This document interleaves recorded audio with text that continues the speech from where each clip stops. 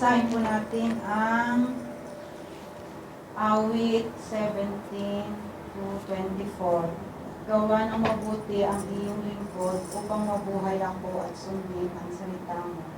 Buksan mo ang aking mga mata upang makita ko ang kahangahangang mga bagay sa kautusan mo. Ako'y isang dayuhan sa lupain, huwag mong ikubli ang mga utos mo sa akin. Ang puso ko'y nadudurog sa pananabik sa lahat ng panahon sa mga batas mo. Iyong sinasaway ang mga walang galang, ang mga sinumpa at humalayo sa iyong mga utos. Ang paglibak at pagputya sa akin ay alisin mo, sapagkat iniingatan ko ang iyong mga pagtutunan. Bagaman ang mga pinuno ay umuupo, nagsasabawatan lahat sa akin ng lingkod mo'y magbubulay-bulay sa iyong mga tuntunan. Aking kasiyahan ang iyong mga patutuo, ang mga iyon ay aking mga katabayo. Amen. Salamat po sa binasa natin ngayong gabi nito. Tayo po ang mga namin, Lord.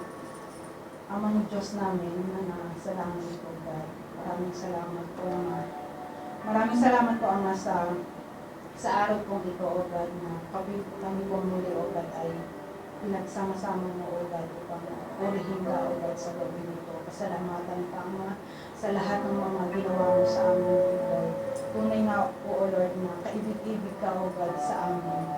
Salamat, O God, sa gabi pong ito na kami po, O God, ay narito upang sambahin ka, O God. Tunay nga na ikaw ay Diyos na dakila, O God. Ama, narito po, O God, ang iyong mga anak, humihingi, Panginoon, ng patawad sa lahat ng mga kasalanan, O God, na aming nagawa sa maghapon po ito sa mga nakaraang linggo, O God, na aming nagawa sa aming nasalita, O God, at aming naisip, O God. Patawarin mo po kami na mga sa aming mga pagpupulang na ito, aming Lord.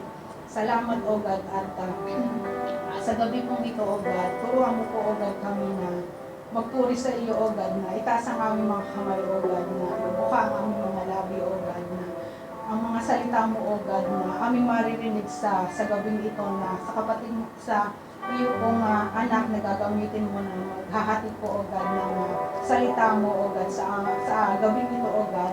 Lord, italin mo po, O God, sa aming mga isip, O God, lalo't higit, O God, sa aming mga puso, O God, na ang mga salita mo lamang po, O God, na aming mabaon, O God, hanggang sa pag-alis namin, O God, sa iyong bahay panambahan ay maging ang pagkain espiritual, O God, na aming dadalhin, O God, sa buong linggo, O God, na amin po, O God, na paglilingkuran ka, O God, sa lahat ng mga araw, O God. Lord, maraming salamat, God, maging, O God, sa maghahatid, O God, ng iyong ikapo sa gabi ito, O God.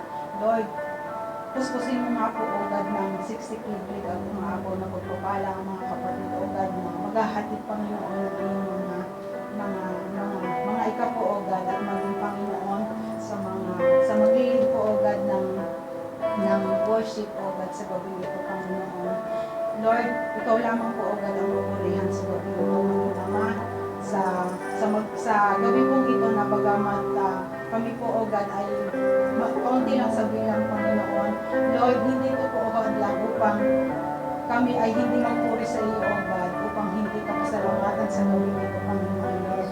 At maging ang mga kapatid po namin, O God, na nasa daan pa lang po, O God, at pupunta po rito sa iyong bahay, panambahan ito, magpapatuloy, O God, na mag-ingat, O God, sa kanila at dalhin mo po, O God, ang kanilang mga paa sa bahay-sambahan na ito, Panginoon.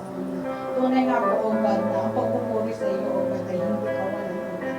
Salamat, Ama, at kayo po ang aming pinili, O God, sa gabi nito, Panginoon. Lord, hindi po kawalan, O God, ang pagpili sa iyo, O God. Magpusol at ito ay isang kayamanan, O God, na ipinagkakaloob mo, O God, sa amin sa araw-araw.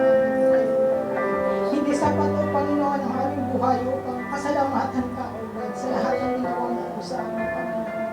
Bagamat, O God, may mga nagagawa po kami na pagsalansan sa iyong harapan, O God. Narito ka, O God, upang pasalamatan ka, O God, sa aming buhay, Panginoon. sa iyo, O God. Pinupuri ka namin, Panginoon. Pinapasalamatan, Panginoon. Dinadakila ka sa aming buhay, O God. Lord, maraming salamat po, O God, sa lahat ng bagay